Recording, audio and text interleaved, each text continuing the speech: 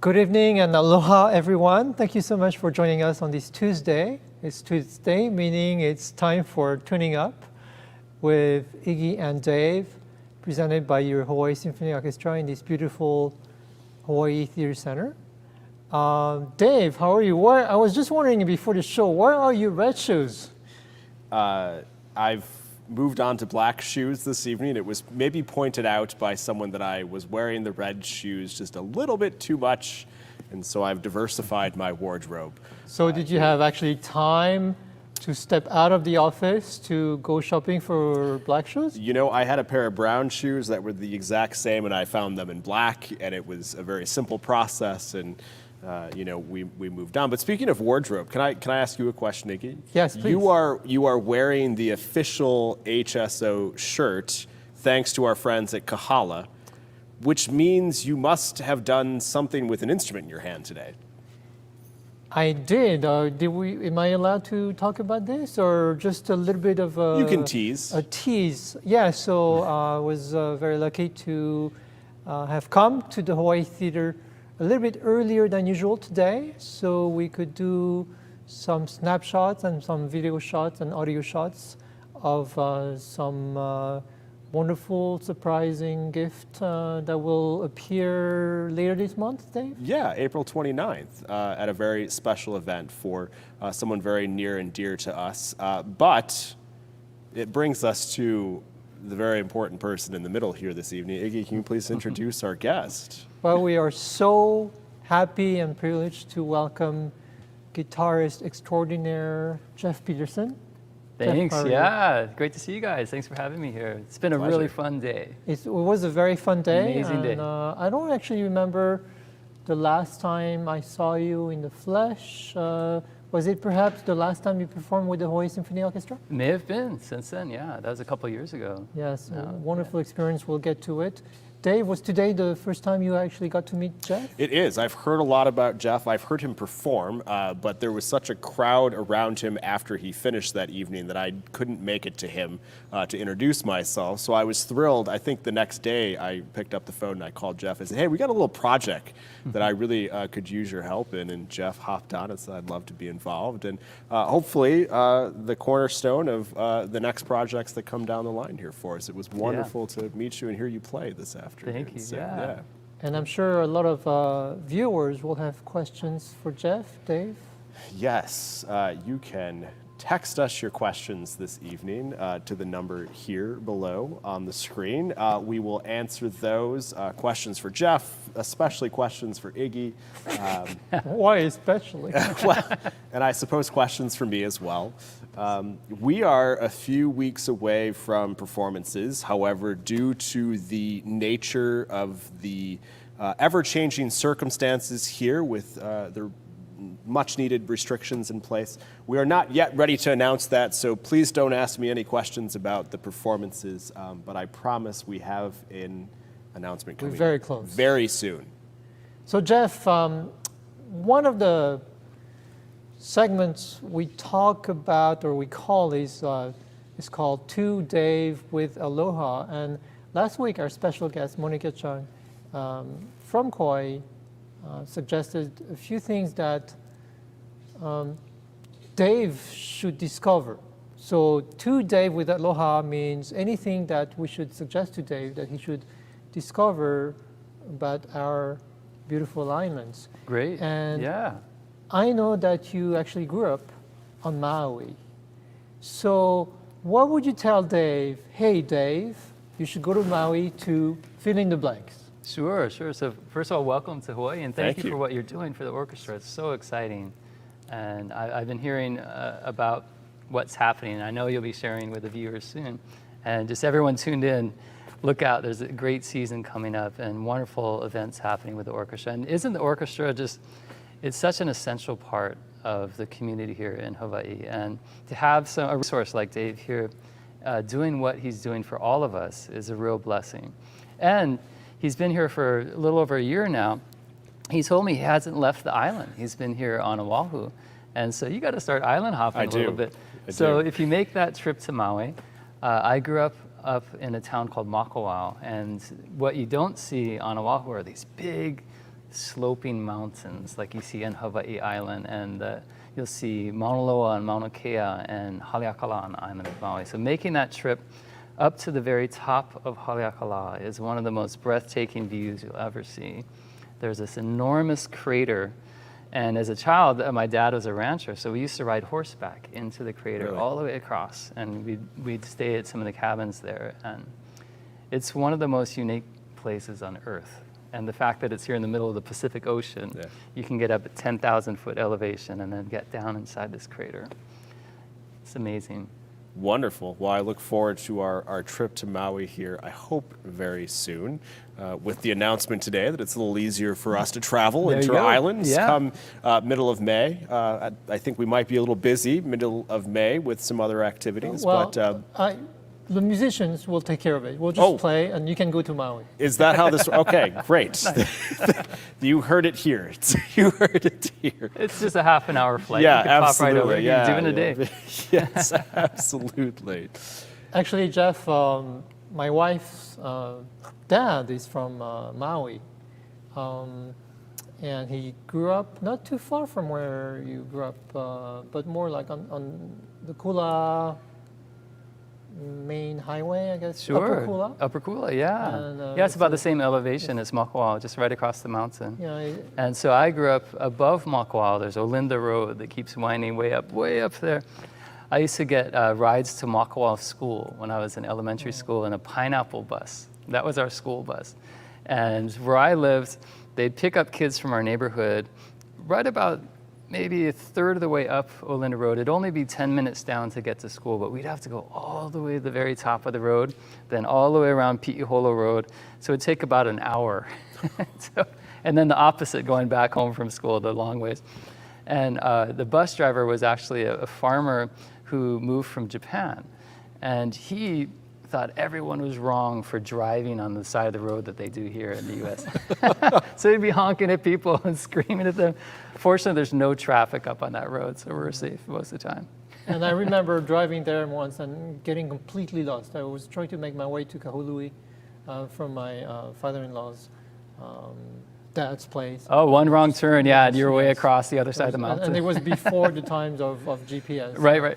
And things like that. I wanted to ask you, you said your dad is a rancher. Yeah. What is can you educate us a little bit about what a paniolo is? And Yeah, sure. A cowboy from the Hawaiian Islands? Yeah, so the Paniolo tradition comes from the word Española, and the vaqueros were brought in the 1830s in Hawai'i Island, where there was a wild herd of cattle, and Kamehameha the Great had placed a kapu on the cattle, and it was his grandson, Kamehameha III, who brought in the vaqueros to take care of these wild bulls that were just storming across the island. So they needed to have these vaqueros come in and start a tradition that became a real important part of the culture. And the music that I grew up listening to came right out of that tradition of slack key guitar, Hawaiian music, coming from first in Waimea on Hawai'i Island. The first cattle was brought into Kona side, but then quickly it spread out towards Waimea, and now we're Parker Ranches. That's considered the birthplace of slack key guitar and a lot of great Hawaiian music. So that comes from the cowboy tradition all the way back to the 1830s. So from cowboy tradition to Grammy Award winner, is that true? Is that our quiz question this evening, even, Iggy? Yeah, so why don't we get to that quiz question so we can get it out of the Sure. way first. Yeah. So, Jeff, we'll let you ask Yes. that quiz question. So yeah, and what does the winner of this quiz question get before Well, Iggy, what is the bottle of wine that we have this evening? So I can't really see that far with my eyes, but it's an organic wine. Oh, thank you very much, Donald. It is a Fleurie Roche Guillon, Domaine du Phare, 2016. In other words, it's a Beaujolais. So, and we've actually because we were here earlier today, we had the opportunity to savor it, and we all approved. Yes. We did. Thoroughly. Yes. And also, I'm going to add into this. So, as you're enjoying your wonderful wine, I have a brand new CD that was just released a few weeks ago. It's called Mele Nahe Nahe. It's all music that I composed over the past year, and it's all nahe nahe, soothing, healing. So it's solo slack key guitar music. And so I have the CD here. You can check it out. And this is going to be for the winner to enjoy with a bottle of wine. You can have some nice nahe nahe paniolo style Hawaiian slack key guitar music. So the question is, I've been featured on Grammy Award winning recordings. How many have I been featured on? In Grammy Award winning CDs. Yes. Soothing and healing. We won't get to the beginning, but the question I have for you is, before I even hear your guitar playing, and I hear your voice, and I find it very soothing and healing. Is that something you always had from a young age? Because you always seem very cool and collected, and just to hear you talk there's something very soothing about it. Were you told that other than myself, or? Sure. Yeah, I think it's probably from where I came from, growing up on Maui and coming from a beautiful place. Yeah, it's just in the blood. But you've been in many places, and sometimes when you live I understand you were living around LA. Right. None of all these noises affected you? I'm sure it definitely. And it was so exciting growing up on Maui and then going off to college. I went to USC to study music there, and I couldn't find many teachers. Not many of the Paniolo had time for teaching. When I was growing up, I mainly learned by ear and just learned, how to read and play classical music and other pop music and Hawaiian music, just listening to recordings when I was growing up. And so to finally be able to go to a great school and be surrounded by amazing teachers and musicians, and then getting to just venture all over LA, which is a huge, sprawling city, but getting to hear a lot of wonderful music that really opened my ears. And so, I definitely brought all that back home. But, so you learned by yourself, or, how did you first learn slack key guitar, or? Yeah, I learned, my dad played, and he sang Hawaiian music, and he played very basic guitar, but he could accompany himself when he would sing. He was more of a singer. And I immediately got really taken by just the guitar itself. And how old were you? I was probably about 7 or 8, and then I owned my first guitar when I was about 10, and then I really got into it. And I just listened to different recordings. So my grandfather, who was a doctor here on Oahu, he loved Dixieland and swing. So he was trying to convince me, no, don't listen to rock and roll and blues and pop. No, you got to listen to and he thought that jazz ended after Dixieland. That was it. Like once bebop happened, it was like too much, I guess. But so he would give me all these early recordings to listen to. But then on the other side of my family, my grandparents were really into classical music. And actually my mother's mother was an incredible artist, a watercolor artist, and both of her parents were classical musicians, a pianist and a violinist who played with symphonies. And so I was introduced to all this different music, Hawaiian music from my dad, jazz music from one grandfather, classical music from my grandmother. Then, like most kids, I was listening to all the guitar heroes of the time, like Eddie Van Halen and Steve Ray Vaughan.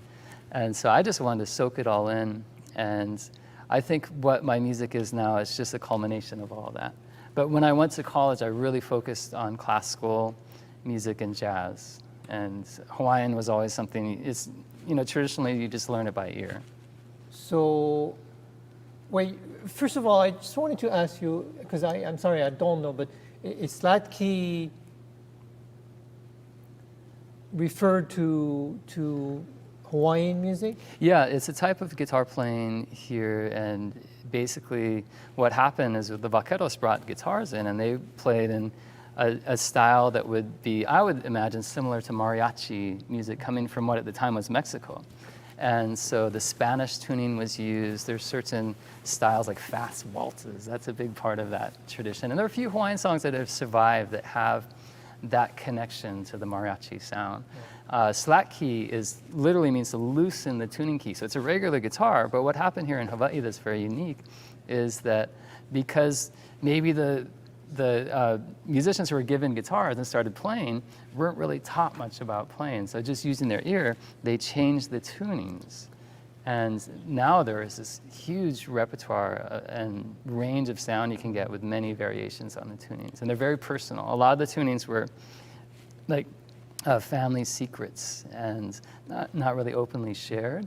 And so they're very, very unique and special. And that defines the sound as the tunings.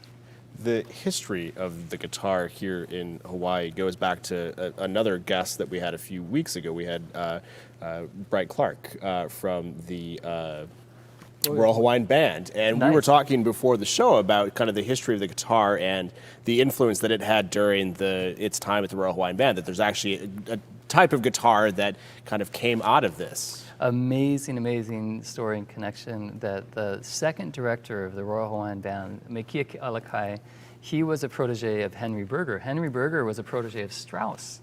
He was brought in from Germany during the Hawaiian monarchy years by Kalakaua, and then under Liliuokalani. He was a music mentor and composer, but he started the Royal Hawaiian Band. Mekia Ke'alakai took over. He loved the sound of the guitar, but it just wasn't loud enough. So he actually was able to approach Martin Guitars and designed a guitar that was actually in production and commercially available in the, I would say, like early 1900s. And it was called the Mekia Ke'alakai model, and it was a large size acoustic guitar that could project sound with the Royal Hawaiian Band. And so they've actually taken that model, and it became the Dreadnought style of Martin, which is the most famous acoustic guitar. And so that came directly from a Hawaiian artist. Yeah, wonderful. They don't still have, we'll have to ask Clark, they don't still have guitars in the band, or do they? Not so much now. Not so much, okay. So in high school, did you actually play in a band by yourself with singers, or? Yeah, I played, there was a stage band. I played in that in high school. Then I had many bands, and at that time, I was into like instrumental rock guitar when I was in high school, like most kids. So you grew out of that. I grew out of that. Yeah. But I played with different bands back home and things. But at the same time, I was so immersed in music. So I was learning, I was listening to Segovia and studying a lot of the music of like a classical violinist. There's more structure. A lot of guitar music, because the guitar is such a popular instrument in other styles of music, I found that it took a little bit more direction, and not having like a Suzuki method or something like that for guitar. I just did a lot of listening, and then I found, wait a minute, there were some methods. The Carcassi, Matteo Carcassi, was a great 19th century guitarist and writer, Fernando Sor, Francisco Tarrega. Then I started getting into that music, and through listening to Segovia, I got more influenced by the range of sound. Then all the great composers that were inspired when Segovia brought the guitar to concert halls, Taroba and Castelnuovo Tedesco and Villalobos, and all these great composers started writing for guitar. And so I started researching that repertoire as well. Maybe Agustin Barrios? Maybe? Oh, yes. I mentioned Agustin Barrios because I believe he's a composer from Paraguay, and I really loved his music. And actually, when Chris, my wife, and I got married, we were looking for music, and for the processional, I really wanted that piece by Agustin Barrios, and so I asked you, Jeff, if you'd be so kind to play for our wedding, and you did, and it was it's beautiful. I remember that. Incredible. So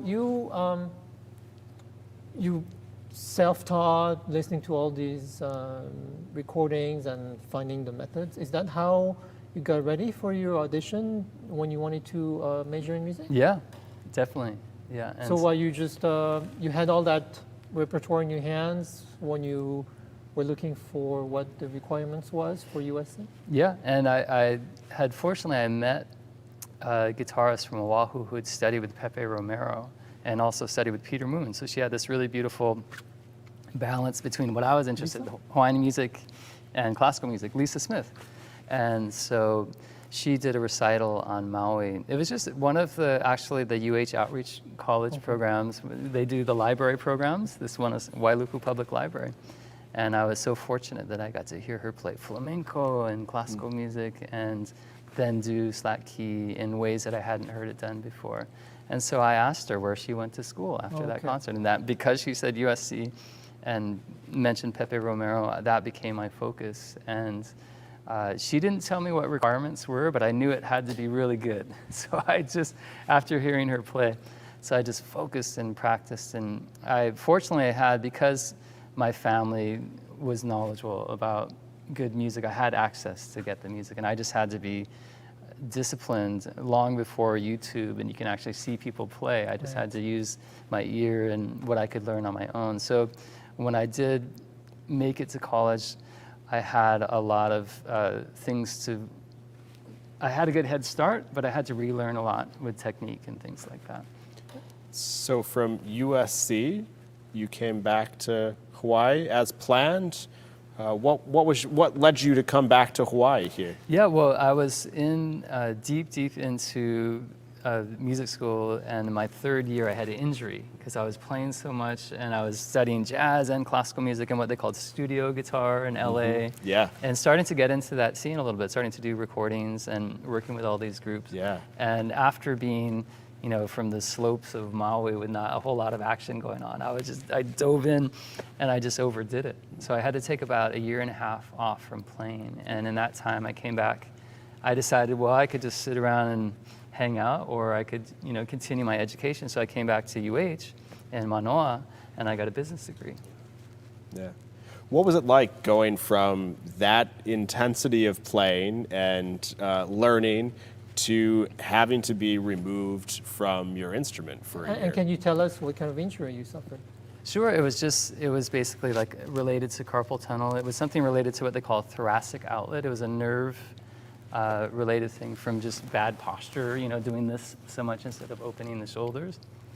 And so I would get just really strong pain going down my arms, both arms, and numbness. And there's a nerve, tingling. There's a nerve called the ulnar nerve. It's the strangest thing. Your pinky can be entirely numb, and then half of the ring finger, the half that's near the pinky, that would be numb, but the other side would have sensation. So that was a sign that this particular nerve was being pinched. And so, in a way, actually, I'm very fortunate that instead of, if I always imagine, well, if I stayed in LA, I probably would have gone in a totally different direction. And the fact that I could connect more with my heritage and Hawaiian music and be here in Hawaii, I'm really glad, actually. Yeah. So in a way, it was a blessing. Yeah. And then not playing your instrument for an entire year. What was that like? I mean, we've gone through this 13 months of really, so many musicians, being removed from an audience, but still having the ability to, have the the context to continue playing. But for your instance, what was that like? Was that a relief, or was it the opposite? I tried to make the best of it. And so I studied composition, I studied orchestration. Okay. I was able to write music. Or Yeah. And then I did a whole semester at USC without playing. So I hung in there for a semester, and I had to do all of that. That was frustrating because I was ready to do recitals, and and I was in all these bands and getting calls to do things. And but I did it really. I think as a composer, it really helped me. So I tried to not just turn off music entirely. But then at the same time, when I came back home, I had a lot more time. I spent most of my high school years just focused deeply. I mean, you were probably the same. The amount of commitment it takes to be really devoted to music, it's just a lifestyle, right? So suddenly I had a little bit of a break from that. But did you think that so you earned your business degree, but did you think that, it'll get better and I'll get back to music? Or did you think like, I have to do this business degree because I don't know what's going to happen? Yeah, it was to have something to fall back on, but I also thought like most musicians need to be small business owners in a way, right? And having some sense of what I was doing business-wise would probably be a good idea. And immediately I could tell, like in the way that often the classes were, they're all talking about big corporate. It was nothing to do. I wanted to know about small business in Hawaii, and I did get some exposure to that, but a lot of it was, studying business law and accounting and finance and statistics. I called it statistics. Some of these painful classes. But it was, in a way, I think I took the discipline that I have from the devotion to music and focus and practice. That really helped me. I could handle reading about all these, the math involved in finance, or the long case after case study of business law and all these things. And so in a way it was refreshing just to have a change of perspective, but also just being at UH, living on Oahu was exciting, and so I felt fortunate to be here. So how long did it take between the time when you had to quit playing the guitar until things started to get better, and so you felt like you could safely come back to it? It took about 2 years, and I think that the reason it took so long is, I think immediately, a good friend of mine at USC had a family friend who was one of the top hand surgeons in California. And I think going to a hand surgeon instead of a physical therapist was not a good move.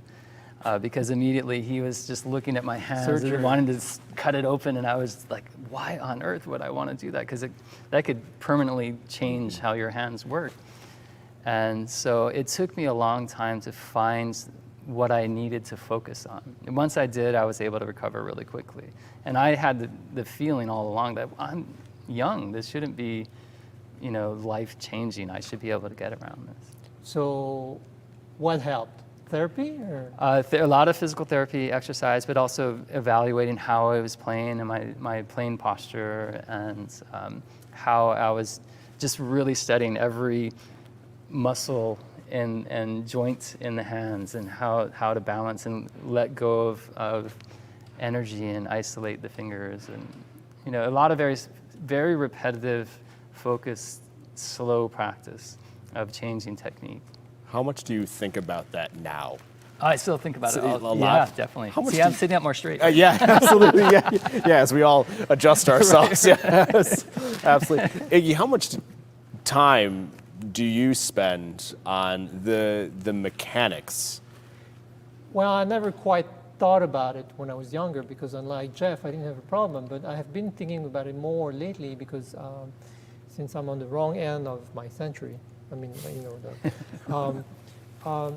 so your joints or your muscles or your nerves are getting older. So I've had to take care of some things, and like you said, sometimes you go see a hand surgeon, but they're more like fighter jet pilots. They want to get right to it, and for us musicians, at least at first, it may not be the best idea. So, but I have to be careful, the thumb, because what do you call it? Osteoarthritis or whatever, osteoarthritis.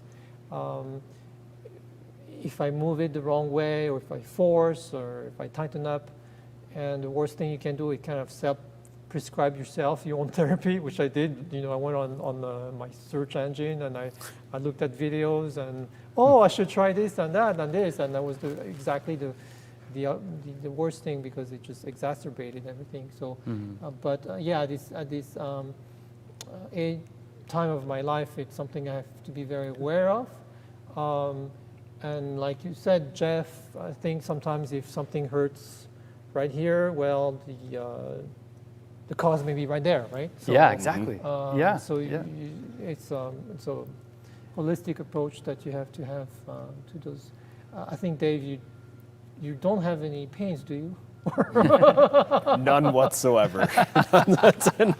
I think a good takeaway from the whole thing is that a lot of times there's feeling like, oh, something's wrong with me, I have to take a pill or I have to have a doctor fix it. A lot of things we can fix ourselves, and it's just a matter of knowing what the right steps to take are. A lot of people, it's diet, it's exercise, it's not being stressed, sleeping enough, right? And it's hard to pull all those things off all the time. It's a challenge. Yeah, I think if you know your body, then it helps. But it's hard to know your own body sometimes. I've practiced now for like 5 hours and I don't feel any pain at all. It's completely fine. It's because it's a different, even when I'm practicing, I'm constantly thinking about relaxation and it's not constant use of the hands. You're turning it on and off and isolating muscles, all these things. There's a way that you can do it and have more control. It's like that, I think when I was younger and playing and practicing and spending all those hours, it was this like no pain, no gain mentality. Right, yeah. And that was just the Exactly. complete opposite. Playing the viola is supposed to be easy. The more relaxed you are, the better you sound. At least that's where I got to. But yeah, it's very interesting here. So what were you listening to? So you go through this year, you're in business school. Yep. What were you the listening greatest to? thing about UH that I learned the most from, I definitely learned a lot, and I have my own record label now, and I've been running my own business for over 20 years. Yeah. And that helped me, definitely. Yeah. But there's the audiovisual library, the Sinclair Library. Yeah. I probably use that library Top more floor? more than any other person. Even when I started teaching, after I got hired to teach, run the guitar program after I was better in playing, and shortly after getting my business degree. And they had out-of-print Hawaiian recordings. Yeah. They had this treasure trove of the history of music here in Hawaii, but at the same time, they had incredible classical collection and jazz. I immersed myself in listening to that music. I started transcribing slack key because I had heard it growing up and I played it, but no one taught it. And I know that Keola Beamer, who I'm a huge, really admire his work, and a lot of my heroes that I became much more familiar with at that time, I've gotten to work with and meet, and we're like family now. But Keola was the very first to write down slack key music and publish a book.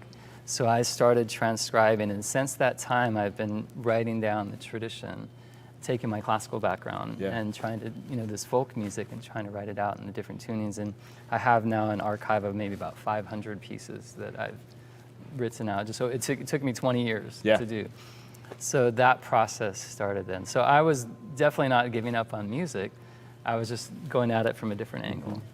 Wow, wonderful. Yeah, I've been hearing all the wonderful things that are in that collection, the old Hawaii calls, archives, and those types of And a things. lot of lectures that were given at UH. Really? That are, those are all documented there. And so it's, I spent more time there than I did in the classes.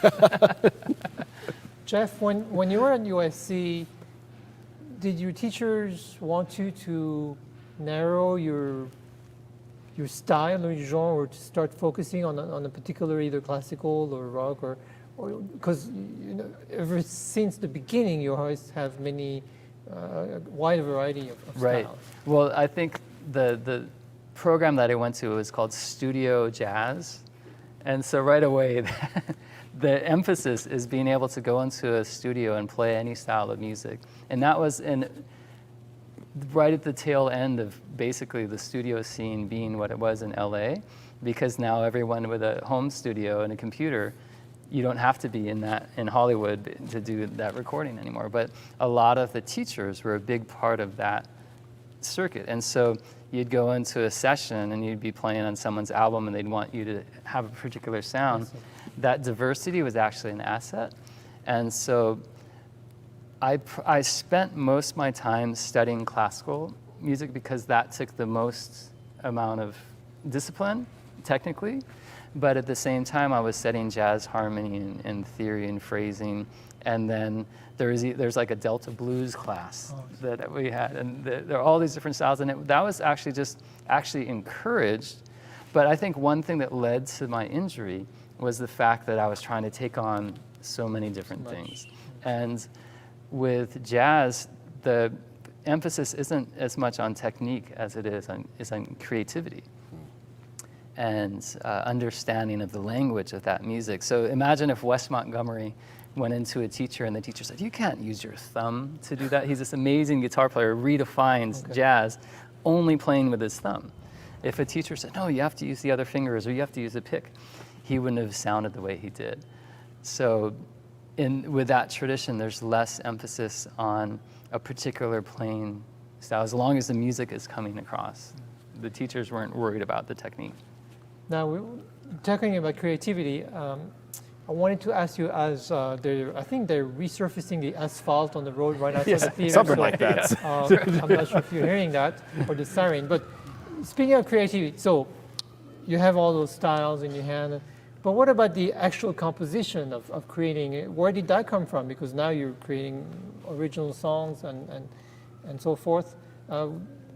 Did you always have that, or did your semester at USC studying orchestration and other courses help with that, or when did that spruce up? I think because I was mainly self-taught, I had to always try to be creative in different ways. So I started writing as soon as I could start to play. I was starting to write chord progressions and songs. So I think I've always just naturally been inclined to try that. But definitely when I first started playing without teachers or like a lot of structure, I was like a parrot. I could hear things and play exactly what I was hearing, but have no idea what it was. So I became a much more accomplished composer, I think, is when I then understood why music works and, you know, more about theory. And so definitely the time that I had at USC really helped shape my writing, for sure. I want to ask a few very specific things about guitar technique. I'm not someone who has ever probably picked up a guitar. I think I picked up an ukulele in a hotel room once. My wife will probably tell you that it was a prop or like a decoration. I wasn't supposed to touch it. So that gives you my context. Talk about picking it for me. What does this hand do? You know, we all see the guitar picks, but no one really uses those. You don't use those. What goes on in this hand? Right. It depends on the style that you Yes. play. So classical tradition is a finger style tradition where you're using independently, using your thumb, index, middle, ring finger. Not so much the pinky. The pinky's used for strumming sometimes and extending out. But basically, like you'd play on a piano and you can have two separate voices, because the guitar is a polyphonic instrument, you can have bass, accompaniment, melody happening at the same time. So having the independence of the thumb from the rest of the fingers helps to create that, like the left and right hand on a piano. And on a guitar, you're just trying to squish it into a much smaller space. Yes. Okay. So, but that's the essential technique, is that the right hand is, they call it finger style. You're playing individually, playing notes or playing chords with the fingers of the right hand. But strumming, that leads itself to why you'd want to use a pick. Is there's more of a technique of playing chords with quick strums with either the index finger. Flamenco uses rasgueado technique, which means back the nail, and you're doing this extending out of the fingers. But if you do that a lot, and if you play a steel string guitar and electric guitar, it's going to really beat up your fingers. So then the pick was added in so that you get more volume and less kind of intensity in the hand. Okay. You've answered so many questions for me. You know those guitar heroes where like someone with like a pick and they go right, exactly. They're just using a pick. Yeah, but so if you think of electric guitar, it's very typical to use a pick. But a lot of the great, Jeff Beck is one of those guitar heroes. He played with the fingers. Mark Knopfler, they like the feel of the strings and the nuance of that. A lot of Hawaiian musicians, like Ledward Kaapana is a great slack key guitarist, he uses finger picks. So you can still do the finger picking, but they put these metal picks attached to the fingers. And Ledward just uses old Hawaiian style, just two fingers. If you've had poi here in Hawaii, you know you can have the one finger poi, two finger poi. Same with guitar playing. You can use different fingers. Gotcha. And so a lot of the traditional old style of slack key playing just uses thumb and index finger, but still doing the finger picking. But they also use picks to have a louder volume. So picks will give you definitely make the sound carry more and give you more louder sound. So it's more an English style hill bow versus a French that's picot, right. right? That's Right, right. right, right. Yes. Jeff, I don't know if you remember, but I actually took a lesson once from you. Right. Really? Yeah. Because there was a You were learning classical and Paganini. no. No. Some of Pagan- the duets, he wrote some guitar music. Yeah, yes. So Paganini was, yeah. That's why I think when he would compose the accompaniment, would think in terms of a guitar player. Yes. And he did write some sonatas for violin and guitar. But in France, a lot of kids, kids and older, love this movie called Jeux Interdits, Forbidden Games, which has to do Romanza, the Romanza piece. with, which has to do with World War II and some kids whose parents died during the war. And the soundtrack is this anonymous romance, right? And so I wanted to learn that on the guitar, and so I got a guitar. I was trying, but I wanted to get a sound, but without having long nails. Right. So I called up Jeff, and Jeff was kind enough to give me a lesson. But I don't think I ever got a hang of it. When I was living in Manoa. That's right. Yeah. So it just the tone in music is so important, and I think when you're beginner on the piano, that may somewhat seem easier. Because you immediately hit the key and you get a note. Exactly. Yeah, guitar is Like much the guitar. more detailed because both hands have to be coordinated, and the way that you get the volume with fingerstyles, you use fingernails, right? So if you're not using nails, it's going to be a warm sound, but a softer sound. And there's a typical difference. I have students who've played violin and guitar. Typically, the violin left hand is leaning back a little further, and so it's a transition trying to get the left hand more around and parallel to the neck. So it's easier to reach because the fingerboard is wider, right? But we cheat and use frets. It's like, we're totally spoiled. How was Iggy as a student? Great, we had so much fun. Okay. Yeah, I remember you picked it up, right? I mean, his Right. musicality is like Yeah. Okay. unbelievable. Just So- curious. Yeah. How are we doing on the quiz question, Dave? I don't think we've seen any responses yet. Hold on a sec. I'm getting a few as we speak here. Well, while Dave is looking at his phone, tell us about the latest CD that you've. Yeah, so this latest CD is, over the past year, I've written about 100 songs, about more than 100 songs, because every Wednesday I do a program on a website called stageit.com. So tomorrow at 2 p.m., I'm doing music of the Hawaiian Renaissance. And then Thursday, I'm playing with Henry Kapono. So I'm going to play some C&K songs tomorrow and stuff. We're playing at the Blue Note in Waikiki. But from that, it's got me inspired doing these different programs each week to write music. And so the new CD has pieces that were, some of those pieces that I composed over the past year, and they're about different places in Hawaii, different people. I couldn't travel like everyone, I was at home, so my way of traveling was writing music about the people and places that I was thinking about. And so I did research on Nalani Eha and the royal family and their music, and each sort of decade all the way up to the present of music in Hawaii, and like the swing era's influence and hapahaole music, and then even before that, some of the influence coming from Henry Berger from Germany and waltzes in Hawaii, and all this different history that I discovered, the history of the steel guitar and where that traveled around the US and the world. And so just music started coming out of that. So the CD is called Mele Nahe Nahe. I'll hold it up again if anyone wants to check it out. You can find, I decided to print a CD. Everything is online. You can, of course, go to Spotify or any sort of digital platform, Pandora. You can find the music there. But if you want to get the CD, my website is jeffpetersonguitar.com. It's available there. And so I had a lot of fun working on the music. I recorded it at home, but had it mastered by a great engineer in LA, who I've worked with on a number of different albums. So it was fun to be able to record at home and then be able to send it off to this amazing mastering engineer on the mainland. Did you feel that during the pandemic, your creative process was even higher debit than on the pre-pandemic? I think because I was doing these shows, and I've done 55 consecutive Wednesdays, and every week I've tried to do a different program. So I'm trying not to repeat songs that much.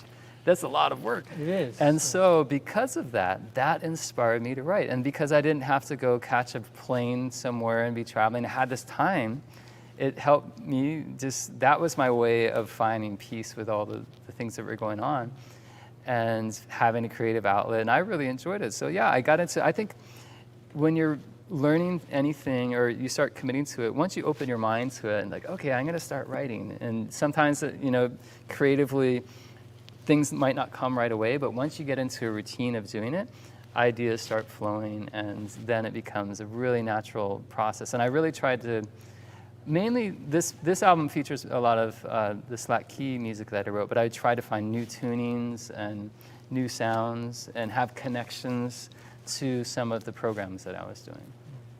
And you mentioned Henry Capono again. It's Thursday at the Blue Note. Yep, so I'm actually doing a live performance with other musicians. I'm very excited about that. So we had a rehearsal yesterday. It was great fun. And Henry Capono has an artist-to-artist series at the Blue Note. He's been doing it for the past couple of months.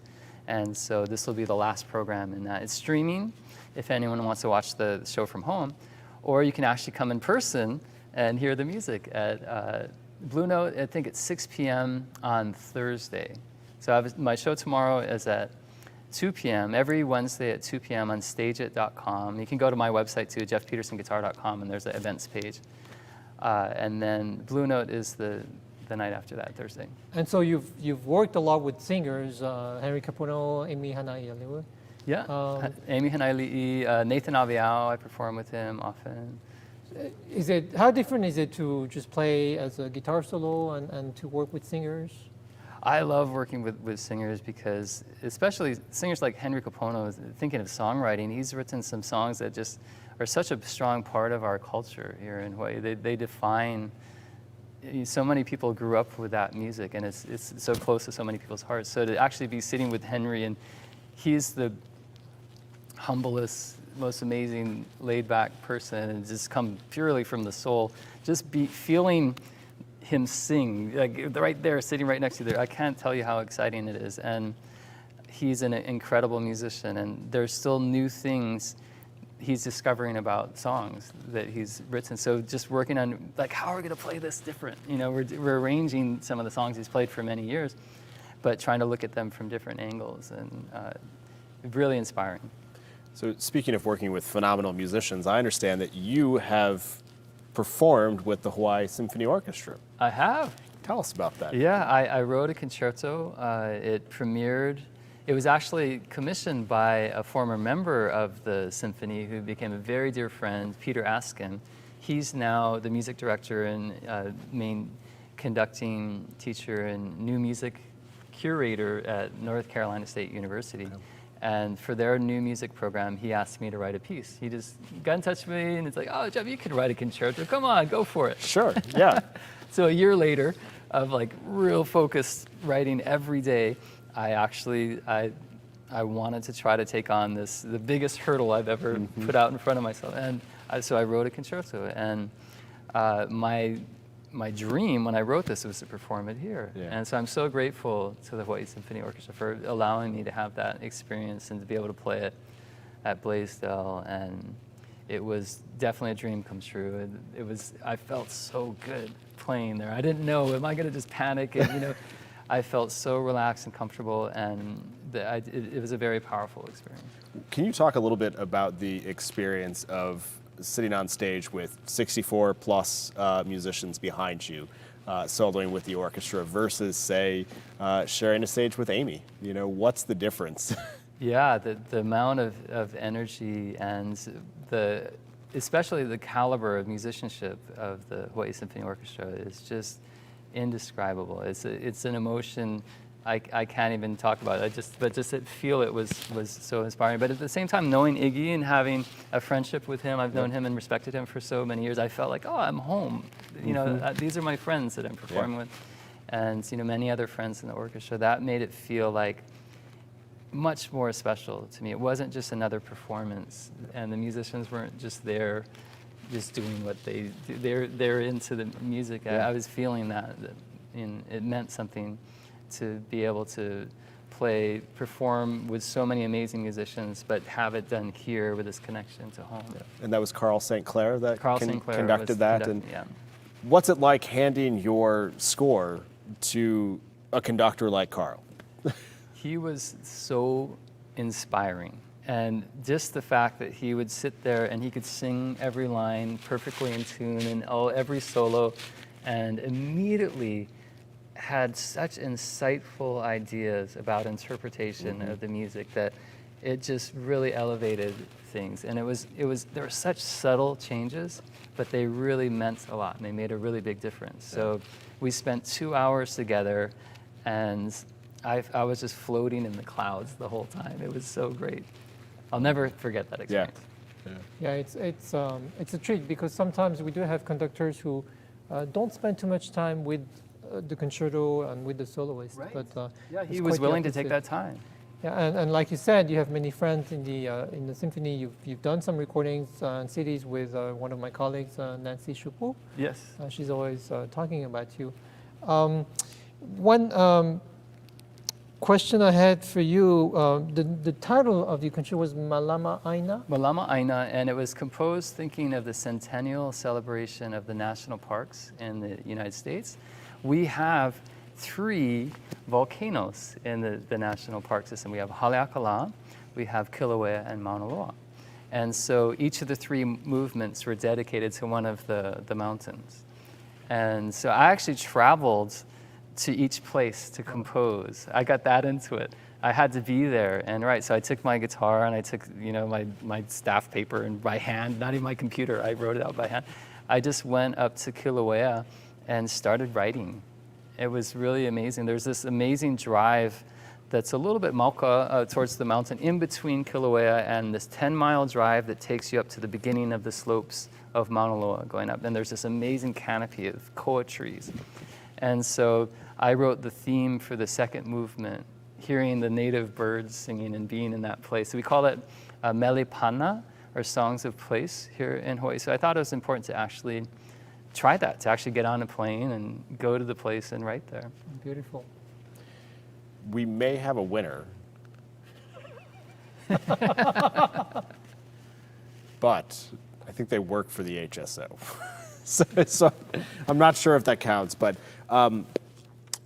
what is the correct answer? And I think we have a little bit of TV magic as well. I think we might have a clip from 2010, perhaps. Oh, cool. We'll see how this goes. Buckle your seatbelt. What is the correct answer? 2. I've been on 2 projects that have won a Grammy Award. But 4-ish, depending on the producer awards for the other. Right. They're producer awards. They're compilation albums. Yes. So they're both for slack key guitar compilation albums. Yeah. Wonderful. And then I've had 2 of my own solo projects that were nominated. One called Maui in My Mind, and one was a collaboration actually with a bunch of other slack key artists, but all as a group recording together instead of a compilation. Sure. Wonderful. Well, congrats on that. Donald, do we have this? Is this a possibility? Oh yeah, this is a performance at the Grammy Museum. Or actually right across the street from here, the State Foundation. Oh yeah.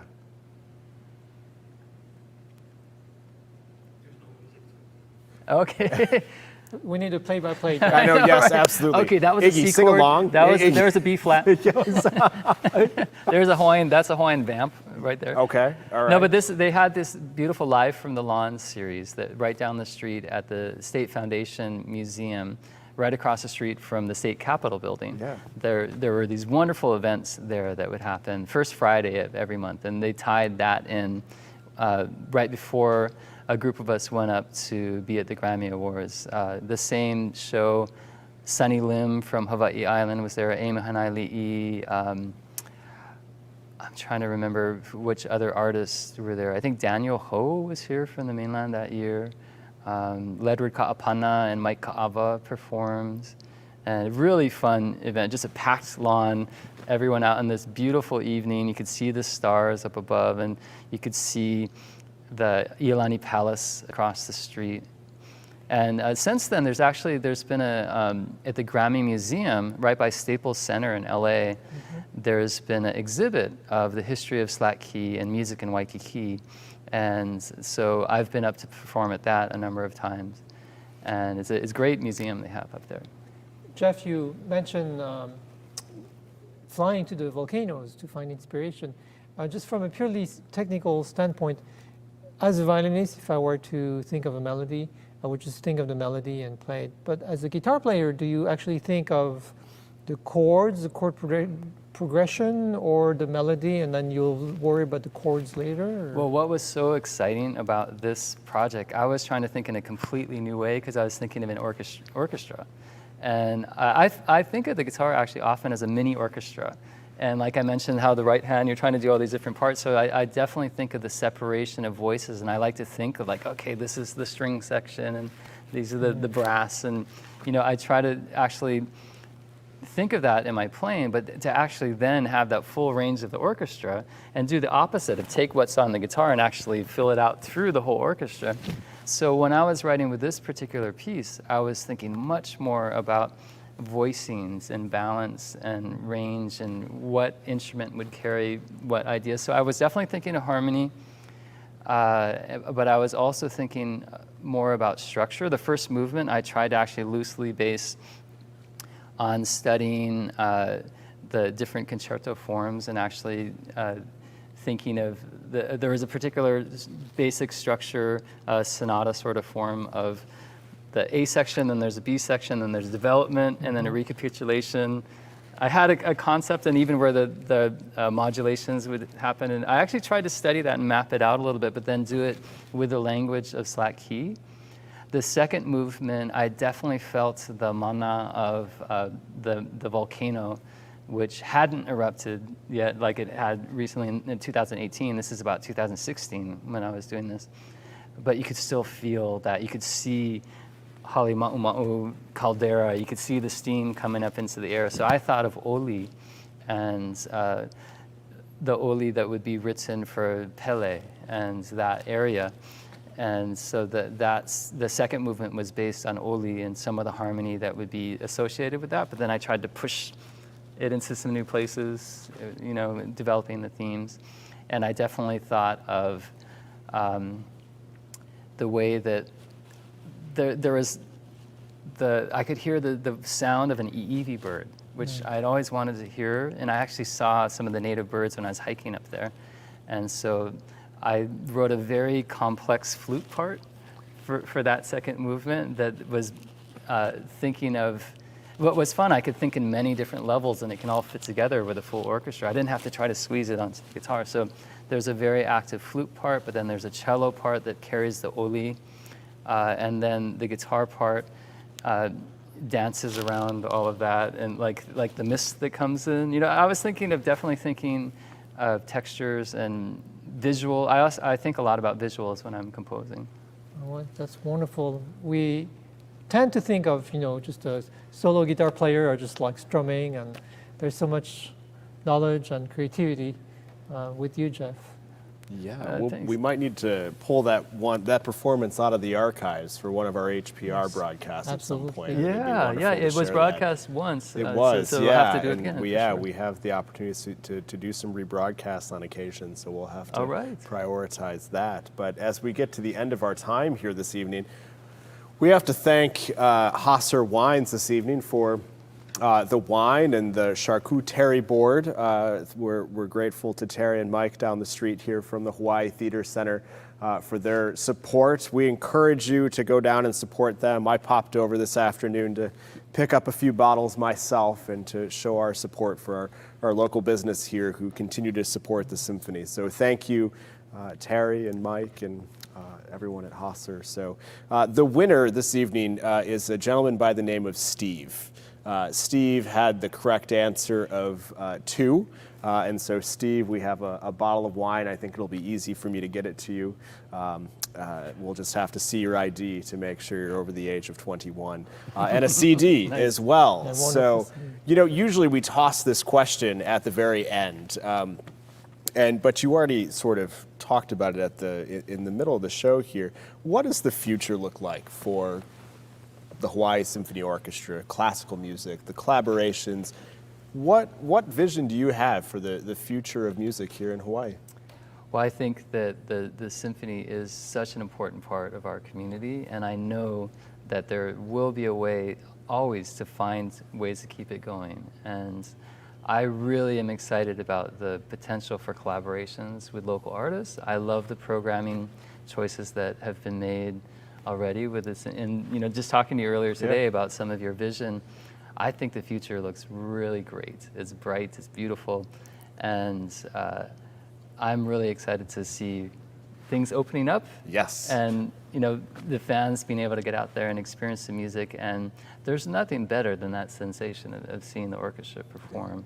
It's just, you know, we're so blessed to have that. So it's going to keep going. Wonderful. Well, we appreciate that, and we look forward to our future work together for the community here. And we want to thank all of you for joining us here Tuesday, for tuning up. We've got another show next Tuesday. We're not quite at 55 weeks in a row, as Jeff is on his performances. So we got a few to catch up on. Yeah, so we'll be back here next week.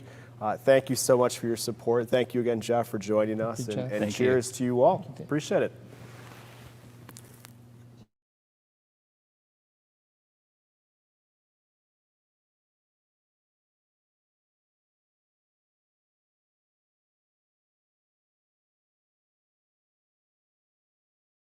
Life changed so fast. During COVID, we've had a chance to think about what's really important in our lives. The arts are an expression of what it's like to be human. To feel, to help us make sense of our world. Does it mean anything if no one sees it? Training and dedication are stronger than any virus.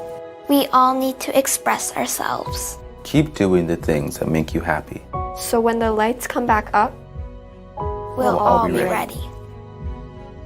For the last 24 years, your nonprofit Historic Hawaii Theater has helped millions of people explore and experience the wonder of music, theater, and culture.